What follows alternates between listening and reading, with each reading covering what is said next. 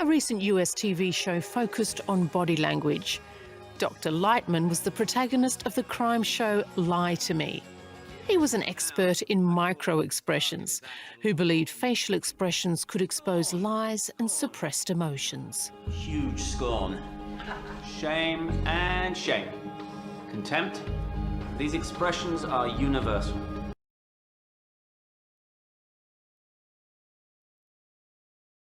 Can we really identify every single emotion just by practicing? Some scientists think so. Apparently, all we need to do is consciously notice each millisecond-long facial expression. The results are used in market research to find out which commercials are most effective. Specially trained security teams at airports also analyse facial cues to spot potential terrorists. Is it really that easy to tell when criminals are lying? Hollywood wants us to think so. 43 muscles combine to produce a possibility of 10,000 expressions. Now, if you learn them all, you don't need a polygraph. How much did we spend on this damn project? But the scientific world takes a slightly dimmer view. In real life, it's often much harder to do. So for instance, there are these claims that from your micro-expressions you can see whether someone is lying or not, but that's close to impossible. So for most times that people lie about something, you're close to chance level about guessing whether or not someone is speaking the truth or not. Ironically speaking, if your lie becomes more important, like if I'm lying about something which really matters, like I have to hide something, it's called the pink elephant effect. Your cues to lying become clearer for the other person. So the more you try your best not to show that you're lying, the more likely it is that people will see that you're lying. How easy is it to tell when someone is lying? Mark Schwertz is looking to children aged 5 and over for the answer.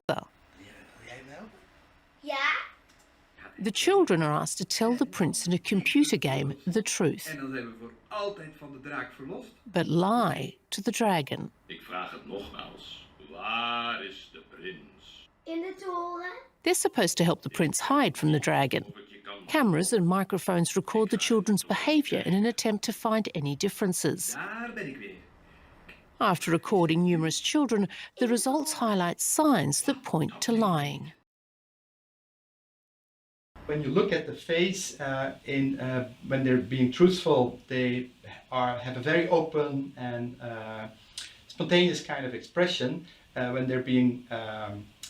they're lying and they have the impression that they're being watched and being observed, you see that they have this sense of, oh, I'm being observed. And you can tell also from facial expressions around the mouth area, which is more marked kind of expression than in say, the truthful condition. It's something about the voice.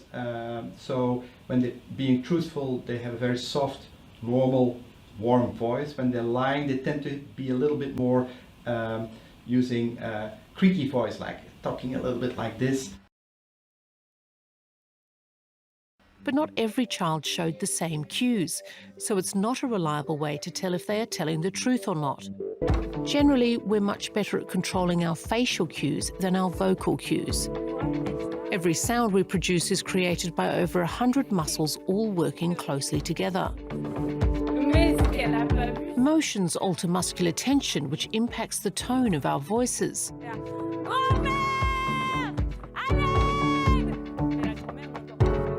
Everything is controlled by different parts of the brain. The muscles in the chest and abdomen that create the required air pressure. Muscles in the tongue, lips and face that vary the voice, and, of course, the larynx and vocal cords. The higher the pitch, when we become excited, for example, the faster they vibrate. But does everyone hear the same thing when a stranger talks to us? Do we all come to the same conclusion in deciding if someone is trustworthy, extroverted or willing to try new things? Björn Schuler is conducting research using a range of different voices. Although the group doesn't agree on everything, the data shows some clear tendencies. Artificial intelligence is being used to help identify them. My theory is that if a human can hear something, a computer can pick up on it too. But it becomes a little spooky when we go beyond what a human can spot. We're now trying to assess whether the speaker has COVID-19 or not. Plus for yes and minus for no. We've got one vote for positive. It was negative. Here's the next voice. Einst stritten sich Nordwind und Sonne. We now have 3 positives and 1 negative.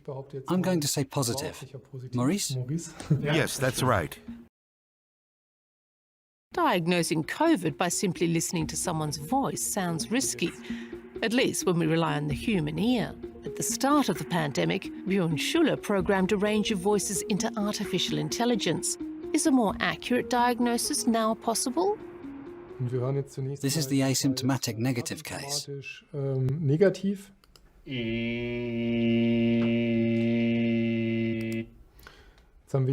And this is the symptomatic positive case.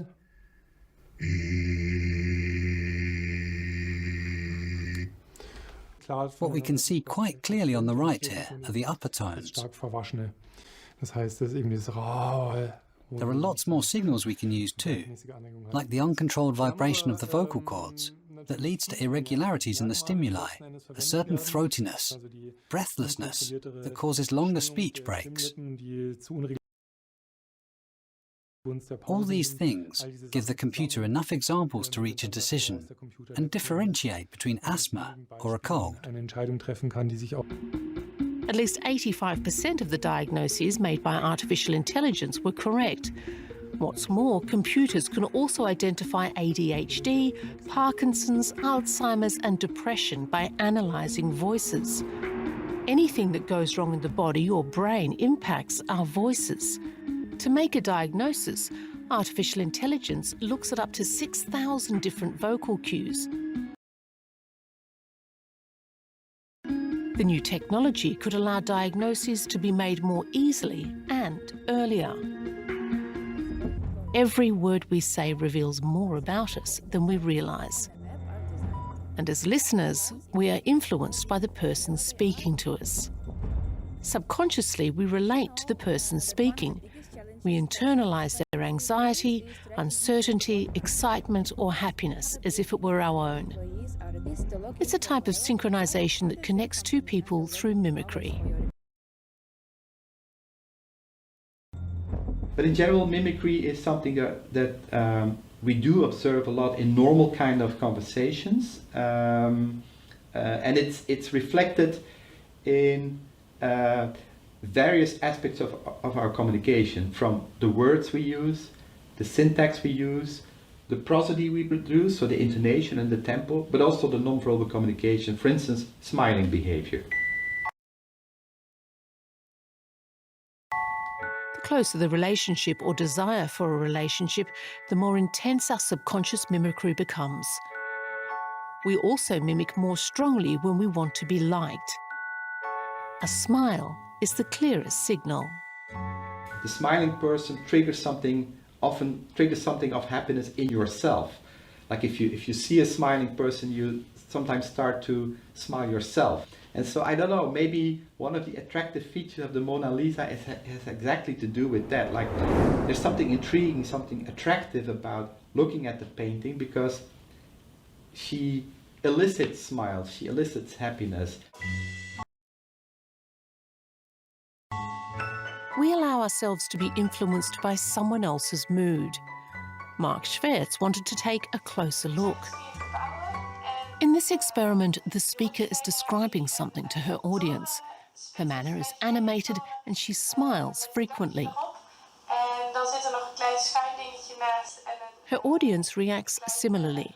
They smile back, nod in agreement, and give positive feedback. But what happens when the same speaker repeats the process, but more seriously? Her listeners also look more earnest.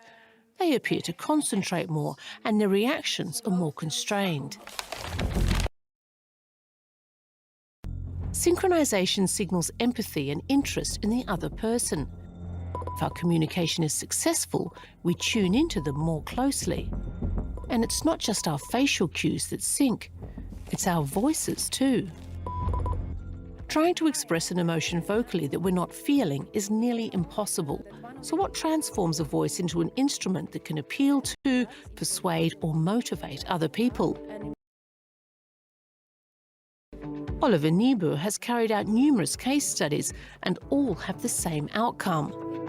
It's not what we say that counts, it's how we say it. The voice is an extremely complex, multi-layered signal. We all have information that we want to impart, but absorbing it is hard work from a cognitive point of view. So we need to work on how we present it. Emphasizing words can send a clear signal indicating which parts of the conversation are important. We need to consider short pauses too. In fact, people who communicate like this are regarded as more likable. So it's all about how we use our voices to package the content. The phonetician is performing a short test. How well can his co-worker present a text he's reading from for the first time? Artificial intelligence is again used for analysis. The computer calculates a score of 47.7. It splits the voice into 16 parameters, including speed, rhythm, melody, volume, and pauses. A score between 1 and 100 for acoustic appeal is then calculated. Our ears prefer a varied pitch, usually around 2 octaves. Charismatic speakers often switch between loud and quiet, fast and slow. It makes the voice sound more melodic. For centuries, this principle has been used by populists and demagogues to capture the attention of audiences. Because even ancient civilizations understood that the only way to motivate and inspire people was to get them to listen. Public speaking, projecting, and modulating your voice to achieve the best result was taught in classic antiquity. Now it's become a lost skill. It's possible to train your voice to transport information effectively. It's no different to learning a new vocabulary or grammar.